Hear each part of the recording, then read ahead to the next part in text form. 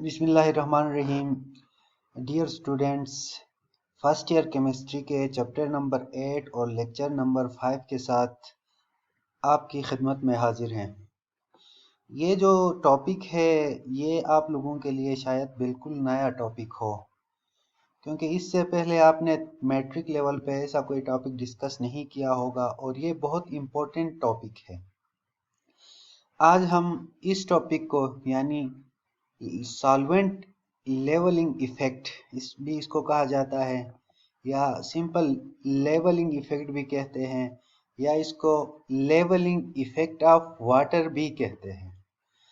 आपकी तवज्जो चाहिए डियर स्टूडेंट्स। इस टॉपिक को समझने के लिए आपको इन चीज़ों का इल्म होना ज़रूरी है।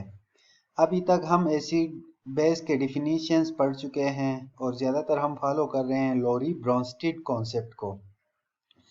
उसके बाद हम जो है conjugate acid base pair discuss कर चुके हैं, और उसके बाद जो हमने डिस्कस किया ionization equation of water pH पीकेडब्ल्यू, एसिड आयनाइजेशन के और बेस के बी। फिर दरमियान में आप देखेंगे ये है हमारा आज का आर्टिकल लेवलिंग इफेक्ट, या इसको हम सॉल्वेंट लेवलिंग इफेक्ट भी कहते हैं या लेवलिंग इफेक्ट ऑफ वाटर भी कहते हैं। तो आज हमारा जो टॉपिक है वो ये है 8.4.4। डियर स्टूडेंट्स, इस टॉपिक को समझने से पहले आपके पास एक जो है प्रीवियस नॉलेज होना चाहिए इन चीज़ों का। अगर आपको जस्ट मैं एक ओवरव्यू देता हूँ, अगर आपको इसको समझने में कोई मसला हो तो आप मेरे प्रीवियस चैप्टर्स यानी अब तक जो है जो 5 जो लेक्चर्स हो चुके हैं ऑनलाइन मेरे यूट्यूब चैनल पे जो है अवेलेबल है, उनको आप देख सकते हो। यहाँ पे मैं जस्ट रिव्यू करता चलूँ कि एम्फोटेरिक नेचर ऑफ वाटर, ये बहुत काम देगा कि वाटर की नेचर जो है एम्फोटेरिक नेचर का होता है। वाटर कभी एसिड के तौर पे एक्ट करता है और कभी बेस के तौर पे एक्ट करता है।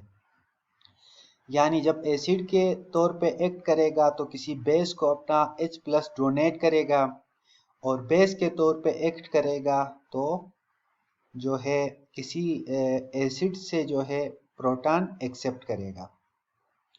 तो यहाँ पे देखें वाटर ऑटो आयनाइजेशन भी होती है। वाटर एक जो है वाटर H+ देता है और दूसरा रिसीव करता है, और रिजल्ट के तौर पे हमारे पास हाइड्रोनियम आयन और OH नेगेटिव यानी हाइड्रोक्सिल आयन बनता है। अब हम देखते हैं सॉल्वेंट लेवलिंग इफेक्ट समझने से पहले कि वाटर का किसी एसिड और किसी बेस के साथ रिएक्शन कैसा होता है। डियर स्टूडेंट्स, ये एक जो है जनरल एसिड है। कौन सा एसिड है? ये आर्हेनियस भी हो सकता है, लेकिन इस केस में हम इसको कहेंगे ये लोरी ब्रोंस्टेड एसिड है। ये एसिड वाटर को अपना H+ डोनेट करता है, तो वाटर H2O से H3O बनता है। यहाँ पे वाटर को मैंने स्किप किया है, यहाँ पे Ha+H2O। फिर यहाँ पे बेस के लिए भी इसी तरह का हम रिएक्शन लिखेंगे। तो कहने का मतलब ये है कि यहाँ पे एसिड अपना जो प्रोटॉन जो है वाटर को डोनेट करता है, और वाटर H3O बनता है, और एसिड अपना कंजुगेट बेस बनाता है A नेगेटिव। ये वाटर को यहाँ पे मैंने मेंशन कर भी सकता था, मैंने इसलिए मुनासिब नहीं समझा क्योंकि water as a solvent act करता है और सॉल्वेंट की क्वांटिटी हमेशा एक्सेस में होती है, इसलिए उसको अगर प्रेजेंट ना भी करे तो कोई मसला नहीं है। दूसरा रिएक्शन देखे बेस के साथ। जब वाटर किसी बेस के साथ रिएक्ट करता है तो बेस से जो है क्या करता है, प्रोटॉन एक्सेप्ट करता है, और जो है वाटर जो है क्या कहते हैं, सॉरी इस केस में water as an acid act करता है और बेस को अपना प्रोटॉन देने के बाद खुद OH नेगेटिव की शक्ल इख्तियार कर लेता है। यानी HOH वाटर का फार्मूला था, उसमें से एक H+ उसने बेस को डोनेट किया तो पीछे HO नेगेटिव बना।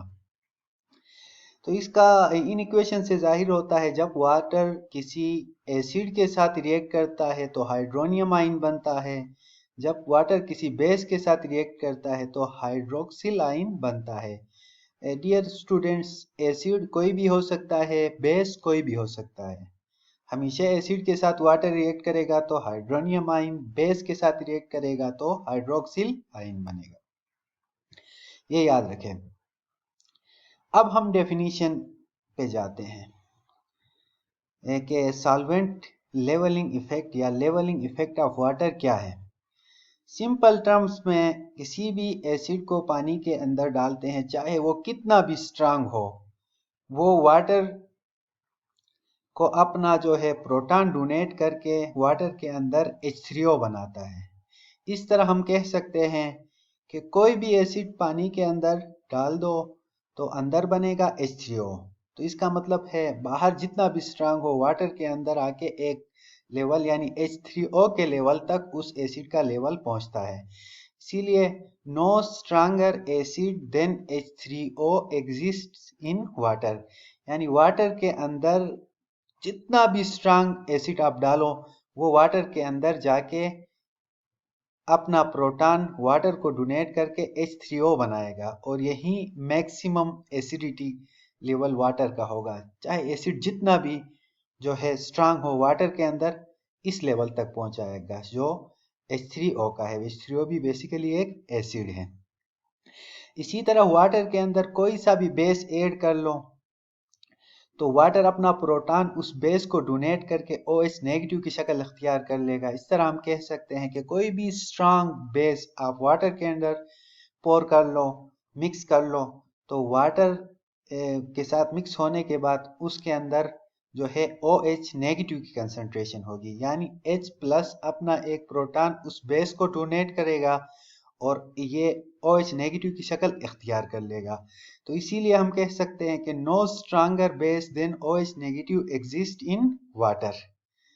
तो ये वाटर का जो है लेवलिंग इफेक्ट है कि वाटर के अंदर न H3O प्लस से यानी हाइड्रोनियम आयन से कोई स्ट्रांगर एसिड एग्जिस्ट कर सकता है और OH नेगेटिव या HO नेगेटिव एक ही बात है, उस से स्ट्रांग कोई बेस एग्जिस्ट कर सकता है।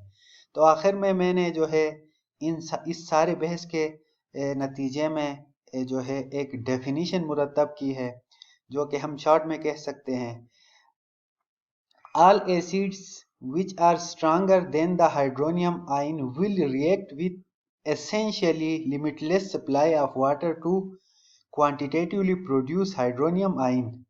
यानी एसिड जितना भी स्ट्रांग होगा वो वाटर के अंदर जब हम पोर कर लेंगे, वाटर के अंदर जब मिक्स कर लेंगे तो अपना प्रोटॉन वाटर को देगा और वो वाटर मॉलिक्यूल्स उन प्रोटॉन्स को एक्सेप्ट करके हाइड्रोनियम आयन बनाएंगे। इसी तरह जो भी इनको मिक्स करने से सोल्यूशन बनेगा उसमें जो एसिडिटी होगी वो हाइड्रोनियम आयन की वजह से होगी। बाहर जो भी था वाटर ने इसको हाइड्रोनियम आयन के लेवल तक पहुंचा दिया। इसी तरह कोई भी बेस अगर जो है डाल देंगे तो वाटर अपना प्रोटॉन उनको डोनेट कर लेगा, वाटर अपना proton all bases donate their proton, बल्कि ऑल वाटर मॉलिक्यूल्स डोनेट, यहाँ पे थोड़ी सी गलती हो गई, यहाँ पे all water molecules donate their protons, और अपना वाटर मॉलिक्यूल जब अपना प्रोटॉन डोनेट करता है तो पीछे OH नेगेटिव बचता है। तो इसी तरह अब वाटर के अंदर सिर्फ जो बेसिसिटी के लिए रिस्पॉन्सिबल होगा वो OH नेगेटिव होगा, वो OH क्या होगा, नेगेटिव होगा। इस तरह हम कह सकते हैं कि वाटर के अंदर H3O से स्ट्रांगर कोई एसिड एग्जिस्ट नहीं कर सकता और OH से ज़्यादा स्ट्रांगर कोई बेस एग्जिस्ट नहीं कर सकता। यहाँ पे थोड़ी सी गलती आप ये देख लें कि all bases donate their proton, bases proton donate नहीं करती बल्कि बेसिस एक्सेप्ट करती है वाटर से। फिर वाटर मॉलिक्यूल OH नेगेटिव यानी HOH से एक जो है H प्लस बेसिस ने एक्सेप्ट किया तो पीछे HO नेगेटिव आयंस बचेंगे। तो इसको कहा जाता है लेवलिंग इफेक्ट।